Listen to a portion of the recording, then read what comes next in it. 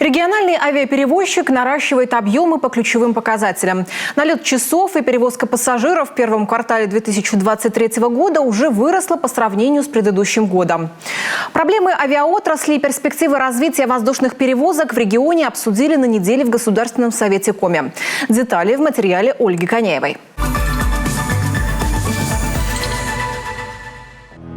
Финансовое положение региональной компании Коми Авиатранс стабилизировано благодаря федеральной субсидии и в большей степени помощи региона. Выделение субсидий на оздоровление предприятия депутаты Госсовета Коми одобрили в конце 2021 года. 1 800 000 000 из регионального бюджета.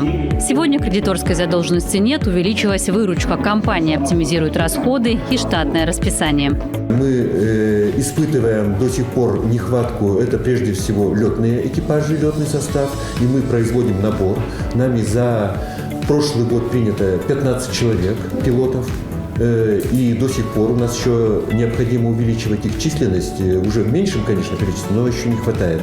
И у нас большие проблемы с инженерно-техническим персоналом, по которому мы испытываем также большой недостаток. Люди поуходили в трудные времена, чтобы их вернуть им, они должны понять, что да, у нас стабильно, и, соответственно, вот эту работу мы сейчас проводим.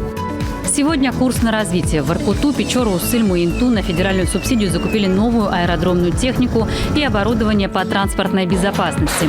Перевозки на маршрутах внутри региона уже выросли. До конца этого года отремонтируют 6 винтокрылых, на что республика выделила 380 миллионов. В строю уже 1 новый вертолет, планируется еще 3. Сложнее с самолетами. С апреля этого года компания временно не использует чешский Л-410. Из-за санкций в стране дефицит запчастей. Стратегическая перспектива – новые отечественные самолеты «Ладога». Есть предварительная договоренность на поставку 5 единиц в 2027 году. Мы ведь понимаем, что 3, 4, 5 лет – это очень большой срок. Или только вот мы будем ждать, грубо говоря, пока остановились на том, что мы только ждем, пока у нас начнут производить и сертифицировать свои самолеты. Пока системное решение проблем с авиапарком и запчастями не найдено в целом по стране. Коми Авиатранс ищет альтернативные пути для поставок комплектующих на чешские самолеты. Есть ли смысл вообще их восстанавливать? Или просто выкупили мы их, да, заплатили кучу, и просто продать и кому-то там на запчасти уже забыть про них? Сейчас перевозки внутри региона выполняются на Ан-24. Самолеты не всегда заполнены пассажирами, они большей вместимости по сравнению с эльками. Кроме того, это арендуемая техника. Собственник может в любой момент изменить стоимость ренты. Покупать Ан-24 смысла нет, так как и на отечественные запчасти спрос увеличился. Потому отказываться от чешских элек компания не намерена. Это все-таки собственность региона и подходящие для наших условий машины.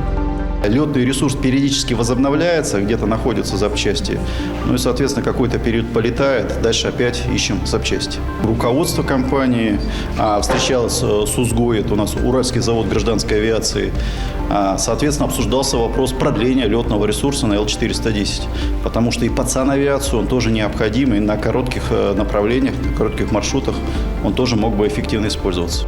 А вот Embraer республика продает, но пока из-за тех же санкционных трудностей покупателей нет. Главный источник убытков для Коми Авиатранса – расходы на содержание аэропортов. Компания подготовила программу сокращения расходов по Усыльме, Инте, Печоре, где есть, например, неиспользуемые здания. Кроме того, республика ведет работу по передаче аэропорта Воркуты на федеральный уровень. На его реконструкцию нужны миллиарды. Сейчас документы в Минфине страны. Эту тему обсуждали и во время визита в республику секретаря Совета безопасности России Николая Патрушева. На сегодняшний день все вроде как объединились в этом вопросе. И Госсовет, я знаю, что переписка была соответствующая. Вот давайте все вместе этот вопрос добивать. Развивается авиасообщение за пределы республики. Благодаря федеральным и региональным субсидиям запустили прямые рейсы из Сыктывкара в Архангельск, Нарьян-Мар и Екатеринбург. С 1 июня в Минеральные воды. Из-за сокращения федерального финансирования приостановлены полеты в Казань, но Минэкономразвития и промышленности Коми работает по их возобновлению и дальнейшему расширению географии рейсов.